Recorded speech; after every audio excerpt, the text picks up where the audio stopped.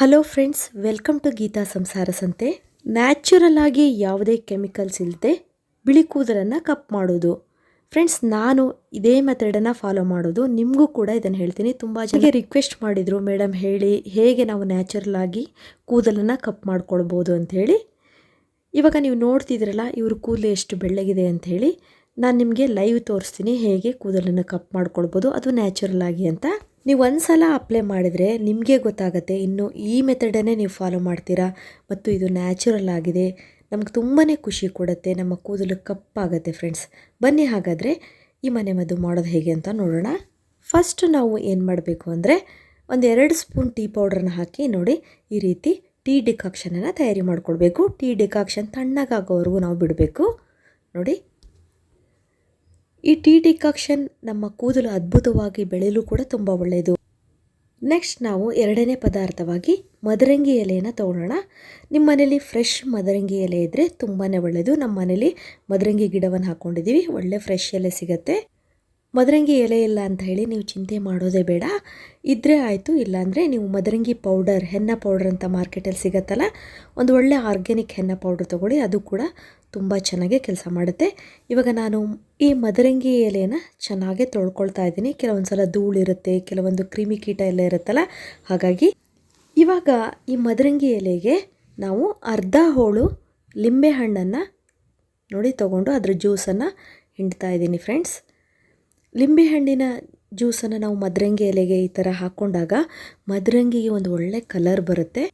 ಈ ಮದರಂಗಿ ಎಲೆ ನಮ್ಮ ಕೂದಲ ಆರೋಗ್ಯಕ್ಕೆ ತುಂಬಾ ಒಳ್ಳೆಯದು. ಯಾರಿಗೆ ವಿಪರೀತವಾದಂಥ ಹೇರ್ ಫಾಲ್ ಆಗ್ತಾ ಇದೆ ಅಂಥವರು ಈ ಮದರಂಗಿ ಎಲೆನ ಸುಮ್ಮನೆ ತಂದು ಏನು ಮಿಕ್ಸ್ ಮಾಡಬೇಡಿ, ಅದನ್ನು ಚೆನ್ನಾಗಿ ತೊಳೆದು ಅದನ್ನು ಮಿಕ್ಸಿಗೆ ಹಾಕಿ ಚೆನ್ನಾಗಿ ರುಬ್ಕೊಳ್ಳಿ. ಆ ನೈಸ್ ಪೇಸ್ಟನ್ನು ತಲೆಗೆ ಚೆನ್ನಾಗಿ ಅಪ್ಲೈ ಮಾಡಿಕೊಂಡು 2 ಗಂಟೆ ಹಾಗೆ ಕೂದಲಲ್ಲಿ ಬಿಟ್ಟುಕೊಳ್ಳಿ. ಆಮೇಲೆ ಸ್ನಾನ ಮಾಡಿ.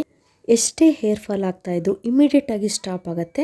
ಅಷ್ಟು ನ್ಯೂಟ್ರಿಯೆಂಟ್ಸ್ಗಳು ಈ ಮದರಂಗಿ ಎಲೆಯಲ್ಲಿದೆ.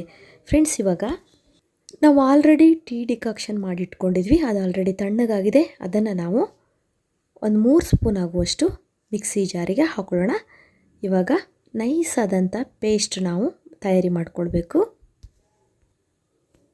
ಫ್ರೆಂಡ್ಸ್, ಇವಾಗ ನೀವು ನೋಡ್ತಿದ್ರಲ್ಲ ಎಷ್ಟು ಚೆನ್ನಾಗಿ ನೈಸ್ ಆದಂಥ ಪೇಸ್ಟ್ ತಯಾರಾಯಿತು ಅಂತ ಹೇಳಿ.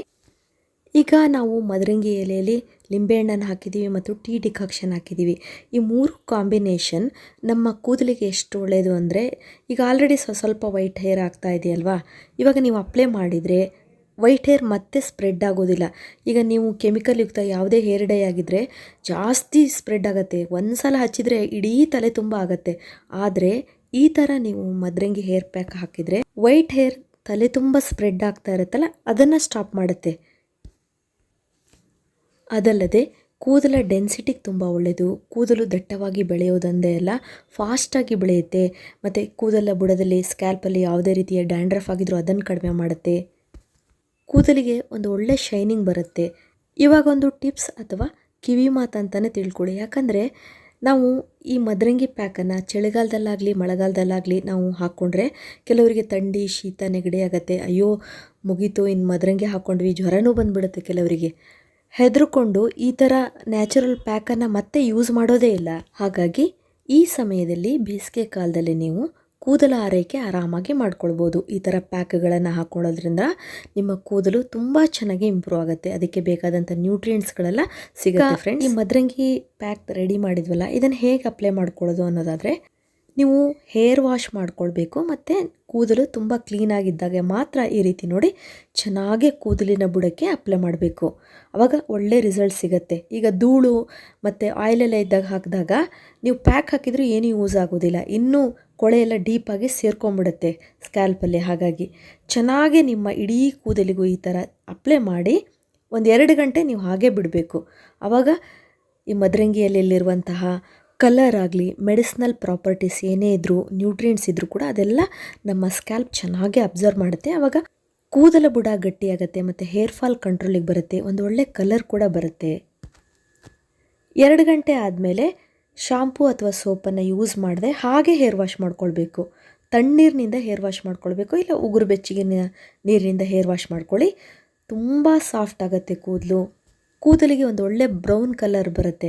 ಇವಾಗ ನಾವು ಬ್ಲ್ಯಾಕ್ ಮಾಡಬೇಕು ಅಂದರೆ ಮಾರನೇ ದಿವಸ ನಾವು ಏನು ಮಾಡಬೇಕು ಅಂದರೆ, ಇಂಡಿಗೋ ಪೌಡರ್ ಅಂತ ಸಿಗುತ್ತೆ. ಇದು ಕೂಡ ನ್ಯಾಚುರಲ್ ಆಗಿ ಇಂಡಿಗೋ ಲೀವ್ಸ್ ಅಥವಾ ಎಲೆಗಳಿಂದ ಮಾಡಿದಂಥ ಪೌಡರ್ ಆಗಿದೆ. ಇದು ನಿಮಗೆ ಆನ್ಲೈನಲ್ಲಿ ಸಿಗುತ್ತೆ, ಕೆಲವೊಂದು ಗ್ರಾಸರಿ ಶಾಪಲ್ಲಿ ಕೂಡ ನಿಮಗೆ ಸಿಗುತ್ತೆ. ತುಂಬಾ ಕಡಿಮೆ ಬೆಲೆ ಇರುತ್ತೆ.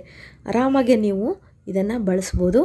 ಇಲ್ಲಿ ನಾನು 3 ಸ್ಪೂನ್ ಆಗುವಷ್ಟು ಇಂಡಿಗೋ ಪೌಡ್ರನ್ನ ತೊಗೊಂಡಿದ್ದೀನಿ. ಸಾಧಾರಣವಾಗಿ ನಾವು ಇಷ್ಟು ದಿವಸ ಬರೀ ಮದ್ರಂಗಿ ಎಲೆನೇ ಹಾಕ್ಕೊಂಡು ಬ್ರೌನ್ ಕಲರ್ ಮಾಡ್ಕೊಳ್ತಾ ಇದ್ವಿ. ಇದು ಇತ್ತೀಚೆಗೆ ಇಂಡಿಗೋ ಪೌಡರ್ ಅಂತ ಹೇಳಿ ಪ್ರಖ್ಯಾತಿ ಗಳಿಸಿದೆ. ಇದನ್ನು ಬೆಳೀತಾ ಇದ್ದಾರೆ ಇಂಡಿಯಾದಲ್ಲೂ ಕೂಡ, ಇಂಡಿಗೋ ಲೀವ್ಸ್ ಅಂತ ಹೇಳಿ. ಇದು ತುಂಬಾ ನ್ಯಾಚುರಲ್ ಆಗಿರುತ್ತೆ. ಇದು ಕೂದಲಿಗೆ ಒಂದು ಕಪ್ಪು ಬಣ್ಣವನ್ನು ಕೊಡುತ್ತೆ. ಇವಾಗ ನೋಡಿ, ಇದಕ್ಕೆ ನಾವು ಉಗುರು ಬೆಚ್ಚಗಿರುವಂಥ ನೀರನ್ನು ಹಾಕ್ಕೊಳ್ಬೇಕು. ಸ್ವಲ್ಪ ಉಗುರು ಬೆಚ್ಚಗೆ ನೀರಿರಬೇಕು, ತುಂಬ ಬಿಸಿ ಇರಬಾರ್ದು. ನಮಗೆ ಎಷ್ಟು ಬೇಕೋ ಅಷ್ಟು ಸ್ವಲ್ಪ ಹಾಕ್ಕೊಂಡು ಮಿಕ್ಸ್ ಮಾಡ್ಕೊಳ್ಳಿ. ಒಂದೇ ಸಲ ಹಾಕ್ಕೊಂಡ್ರೆ ಸ್ವಲ್ಪ ನೀರಾದರೆ ಮತ್ತೆ ತಲೆಗೆ ಅಪ್ಲೈ ಮಾಡ್ಕೊಳ್ಳೋಕೆ ಬರೋದಿಲ್ಲ. ಈ ಇಂಡಿಗೋ ಪೌಡರನ್ನು ನಾವು ಮಿಕ್ಸ್ ಮಾಡಿದ ತಕ್ಷಣವೇ ತಲೆಗೆ ಅಪ್ಲೈ ಮಾಡ್ಕೊಳ್ಬೇಕು. 1 ನಿಮಿಷನೂ ನಾವು ಬಿಡಬಾರ್ದು.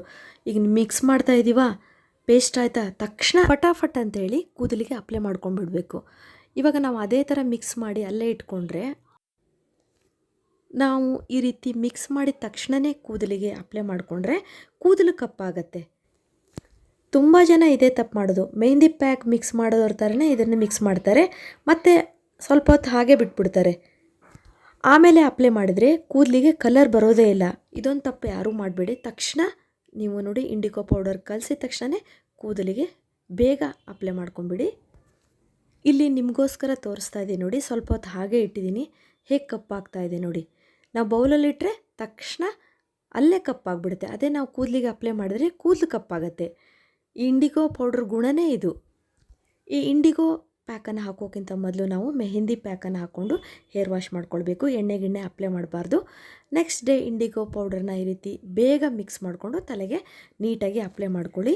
ಈ ಥರ ನೀವು ಫಾಸ್ಟಾಗಿ ಅಪ್ಲೈ ಮಾಡಿದ್ಮೇಲೆ 2 ಗಂಟೆ ಹಾಗೆ ತಲೆಯಲ್ಲೇ ಇರಲಿ. ಆಮೇಲೆ ಯಾವುದೇ ಶಾಂಪೂ ಸೋಪು ಯೂಸ್ ಮಾಡದೆ ಚೆನ್ನಾಗಿ ನೀರಿನಿಂದ ಹೇರ್ ವಾಶ್ ಮಾಡ್ಕೊಳ್ಳಿ. ಇವಾಗ ನೀವೇ ರಿಸಲ್ಟ್ ನೋಡಿ ಎಷ್ಟು ಚೆನ್ನಾಗಾಗಿದೆ ಅಂತ ಹೇಳಿ. ಬಿಳಿ ಕೂದಲು ಕಾಣಿಸೋದೇ ಇಲ್ಲ, ಒಂದು ಒಳ್ಳೆ ಶೈನಿಂಗು ಕೂಡ ಕೂದಲಿಗೆ ಬಂದಿದೆ. ಮೆಹಂದಿ ಪ್ಯಾಕ್ ಮತ್ತು ಇಂಡಿಗೋ ಪ್ಯಾಕ್ ಹಾಕಿದ ಮೇಲೆ ಶಾಂಪೂ ಹಾಕ್ಕೊಂಡು ತಲೆ ಸ್ನಾನ ಮಾಡೋದು ಬೇಡ. ನೆಕ್ಸ್ಟ್ ಡೇ ಇವೆರಡು ಪ್ಯಾಕ್ ಹಾಕಿದ ಮೇಲೆ ನೆಕ್ಸ್ಟ್ ಡೇ ನೀವು ಶಾಂಪೂ ಹಾಕ್ಕೊಂಡು ತಲೆ ಸ್ನಾನ ಮಾಡಿ. ನೀವೇ ಡಿಫ್ರೆಂಟ್ ನೋಡಿದ್ರಲ್ಲ, ಫಸ್ಟ್ ಹೇಗೆ ವೈಟ್ ಹೇರ್ ಇತ್ತು, ಆಮೇಲೆ ಎಷ್ಟು ಚೆನ್ನಾಗಿ ಬ್ಲ್ಯಾಕ್ ಆಯಿತು ಅಂತ ಹೇಳಿ. ಯಾವುದೇ ಕೆಮಿಕಲ್ ಇಲ್ಲದೆ ನೀವು ಆರಾಮಾಗಿ ಖುಷಿಯಾಗಿ ಈ ಹೆನ್ನ ಮತ್ತು ಇಂಡಿಗೋ ಪೌಡ್ರನ್ನ ಬಳಸಿ ಕೂದಲನ್ನು ಕಪ್ಪಾಗಿಸ್ಕೊಳ್ಬೋದು.